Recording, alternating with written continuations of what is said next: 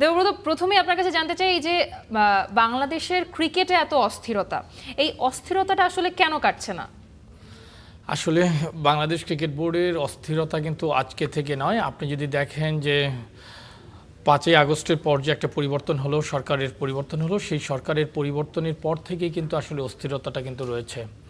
আমরা দেখেছি যে 5 আগস্টের আগে কোনো অস্থিরতা ছিল না বোর্ডে?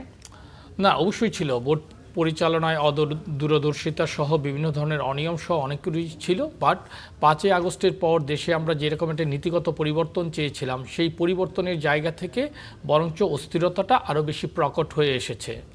আমরা যদি দেখি, এই অস্থিরতা প্রকট হওয়ার কারণ কিন্তু আপনার বাংলাদেশ ক্রিকেট বোর্ডের কার্যনির্বাহী কমিটি গঠন। আপনি যদি দেখেন যে আমরা যে 5ই আগস্টের কথা বলছি, আহমেদকে আপনার প্রধান ক্রিয়া উপদেষ্টার কনসার্নে কিন্তু তাকে বোর্ড প্রেসিডেন্ট হিসেবে করা হলো। একদিনে কাউন্সিলর করা হলো তাকে, একদিনে পরিচালক এবং একদিনে বোর্ড সভাপতি। তার পরবর্তীতে কি দেখলাম, ফারুক আহমেদ যখন সব কিছু গুছিয়ে এগিয়ে চলছেন, তখন তার বিরুদ্ধে ক্রিকেট বোর্ডেরই তৎকালীন পরিচালকরা বিদ্রোহ করলেন, ক্রীড়া পরিষদের কাছে লিখিত দিলেন। অনুমান করা যায় বা জিনিসটা একেবারেই স্পষ্ট, সেখানেও কিন্তু ক্রীড়া উপদেষ্টার স্পষ্টভাবে ফারুককে সরানোর জন্যে তার ডিজায়ার ছিল। সেই অনুযায়ী ডিজায়ারটা কেন ছিল? ডিজায়ারটা ছিল হয়তোবা যেই অভিলাষ নিয়ে ফারুক আহমেদকে সেই চেয়ারে বসানো হয়েছিল, সেগুলো পূরণ হচ্ছিল না, সেটাই এখন পর্যন্ত তাই বলা হয়।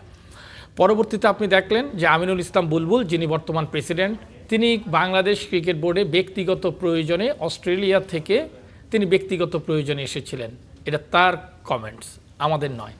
আমরা দেখলাম ব্যক্তিগত প্রয়োজনে একজন লোক দেশে ঘুরতে আসলেন, তিনি হয়ে গেলেন আবার একদিনে কিন্তু কাউন্সিলর, ডিরেক্টর এবং বোর্ড প্রেসিডেন্ট। এই যে আপনার জাতীয় ক্রীড়া পরিষদের চেয়ারম্যান কিন্তু ক্রীড়া মন্ত্রী থাকেন, তখন যেহেতু উপদেষ্টার দায়িত্বে ছিলেন, তিনিই পদাধিকার বলে এনএসসির চেয়ারম্যান। তার ব্যক্তিগত অভিলাষেই কিন্তু এভাবে ক্রিকেট বোর্ডের কার্যনির্বাহীগুলো চালিত হয়েছে, যা ক্রিকেট বোর্ডকে একটি অস্থিরতার দিকে ঠেলে দিয়েছে।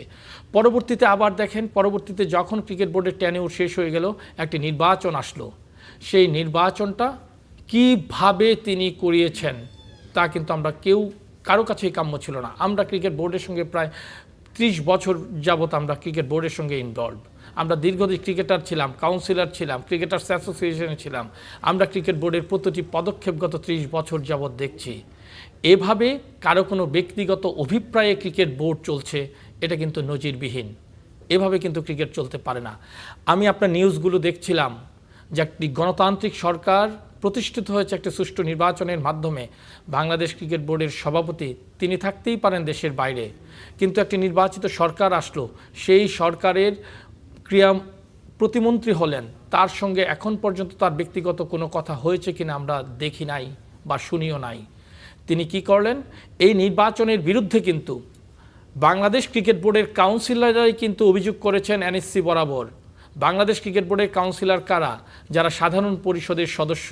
ক্রিকেট বোর্ডের কনস্টিটিউশনের অনুচ্ছেদের 8 অনুযায়ী সাধারণ পরিষদ হচ্ছে ক্রিকেট বোর্ডের সর্বোচ্চ বডি। সেই সর্বোচ্চ বডির সদস্যরাই কিন্তু এনএসসির কাছে অভিযোগ করেছেন। এনএসসি সেই অভিযোগ আমলে নিয়ে তদন্ত কমিটি গঠন করেছেন।